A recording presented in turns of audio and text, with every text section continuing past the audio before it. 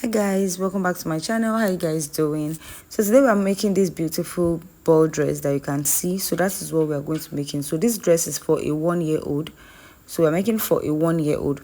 So to get started, the first thing I went ahead to do is to get a pattern paper that I'm going to draft on it, because I'm working on a beaded lace, so that is going to be easy for me to work on. So now for the half length is 8 inches. So I'm going to be marking out 9 inches. Half inches is going to be for the joining at the down part. Then half inches is going to be for the shoulder joining. So I'll just go ahead to mark out this to make a straight line with the points. So the next thing to do is to get the shoulder measurement. So for the shoulder measurement is 8 inches. So most of the time their shoulder measurement is usually 8 inches. So 8 inches divided by 2 is 4 inches. And I came down by half inches for the shoulder slope. So for the neckline, I'm working with 1.5 inches by 1.5 inches.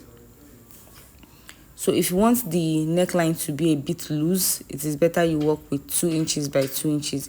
But because I want the neckline to be a bit firm, so that is why I'm working with 1.5 inches by 1.5 inches. But maybe when you are making yours and you notice that it is too small, you can just go ahead to work with 2 inches. But 1.5 inches just work fine for me. But if you're working on a big baby, just make sure you use 2 inches. Then for the armhole, I'm just going to mark out 3.75. So I went ahead to mark out 3.75. So because their armhole has to be free, because they usually don't like their clothes to be firm on them or to be too tight. So that's why I'm using 3.75. So you can go ahead to use 3.75.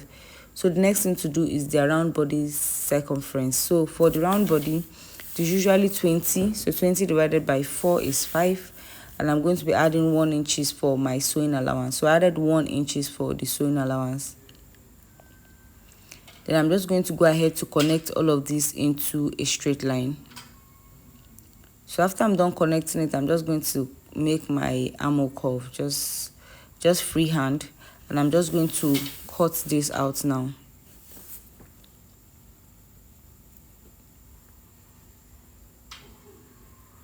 So after I'm done cutting this out, I'm going to be placing this on another piece of fabric for the back part.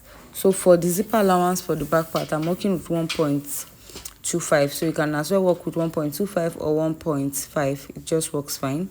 So the next thing to do is just to trace out the front. So I'm just going to cut it out, tracing it out, since it's the same thing.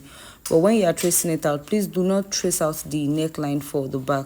So because the neckline for the back is usually different from the neckline for the front. So the next thing to do is to work on the neckline for the back. So for the neckline, I'm just going to work with 0.75. So 0.75 is just fine, or half inches. That's for a 1-year-old. Please do not go more than that. If you work with 1 inches, it tends to be a bit wide.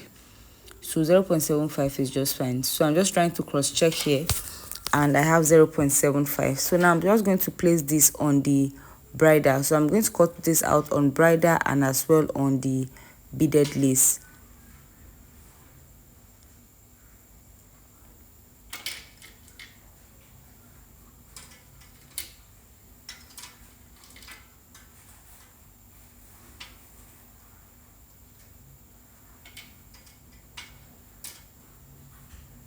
So after we're done cutting this out on the beaded lace, I'm just going to open up the zipper area, so which I'm gonna have to do. So now we're working on the sleeve. So for the sleeve, I'm just going to go ahead to mark out 4 inches, which I have done. 4 inches, it just works fine because we worked with 3.75 for the armhole when we were cutting for the dress. So I worked with 4 inches and I came down by 1.5. And I just connected the line just the way I have done. So the next thing is the sleeve. So for the sleeve, I'm working with 9 inches. So 9 inches, it's a long sleeve, so 9 inches is just fine. Then I'm going to be marking out 9.5. So half inches to join it at the upper part to the dress. So for the opening of the sleeve, I just worked with 3 inches. So by the time we open it, it's going to be 6 inches. But I cut out 3 inches and I just went ahead to trace this out. So I'm as well going to be placing the sleeve on the beaded lace and cut it out. So this is the sleeve now after I was done cutting it out. So the next thing to do is to take this to the sewing machine and use the bridal satin to turn the neckline for all of the beaded lace. So because we are working on beaded lace, please make sure you remove all the beads before you start sewing. So the next thing to do is just to join the shoulder line. So after joining the shoulders, it should look like this when you join the shoulder. So I'm just going to place the sleeve as well. So after joining your shoulder, then you go ahead to place the sleeve and just sew it. Make sure you remove the beaded lace when you are doing this. So let me go ahead to take this to the sewing machine, join the shoulder and join and insert the sleeve as well. So guys, after I was done inserting the sleeve and joining the shoulder, this is how it looks like. So the next thing to do is just to join the side.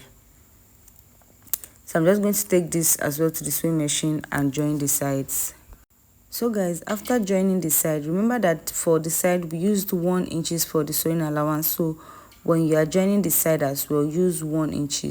But when you get to the sleeve area, use ½ inch. So I hope you understand.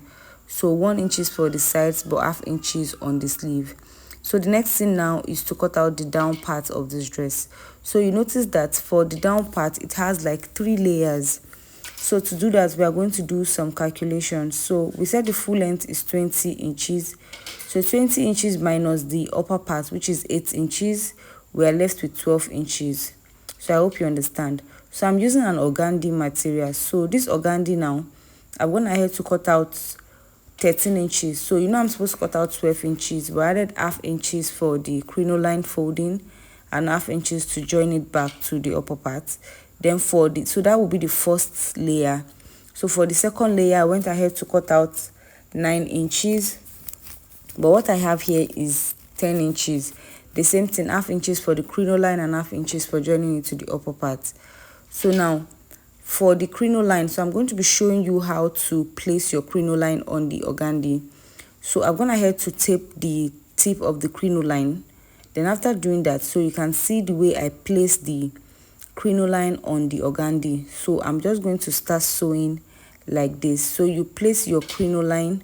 So for the organdy, you can go ahead to cut out as many as you, it depends on the amount of fabric you have, but me, I'm using 2 yards of organdy for this dress, 2 yards of organdy.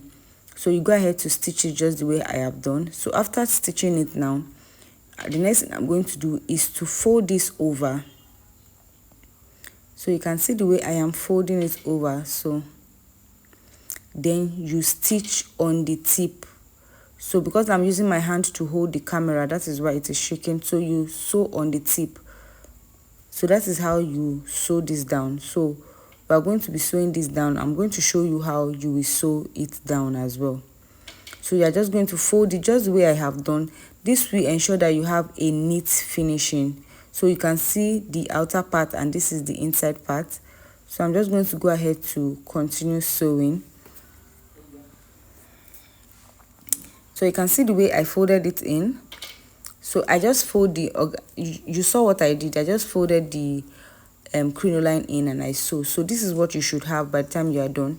So this is the outer part. It's looking very, very neat, as well as the inside part. So I went ahead to do it for the 2 parts that we've gone ahead to cut out. Now for the upper layer, which is the 3rd layer. So we cut out the first one to be 13 inches, the second one to be 10 inches. Now for this one is going to be 7 inches. So I hope you understand it. As well going to be 7 inches. So the difference, so all of this measurement that I just mentioned has sewing allowance. So assuming it does not have sewing allowance, then it means it's going to be 12, 9 and 6, but because it has sewing allowance. Now for the upper part, I'm just going to be cutting it in a circle form, and I'm going to be adding excess for the waist area so that we'll be able to gather. So what I'm just trying to do here now is I folded my fabric into, just to form a triangle as if we are cutting out a flared dress. And I went ahead to mark out from the tip of the dress to where I'm making my point. I went ahead to mark out 14 inches. So because I want to have enough fabric to gather around the waist area. So I hope you understand.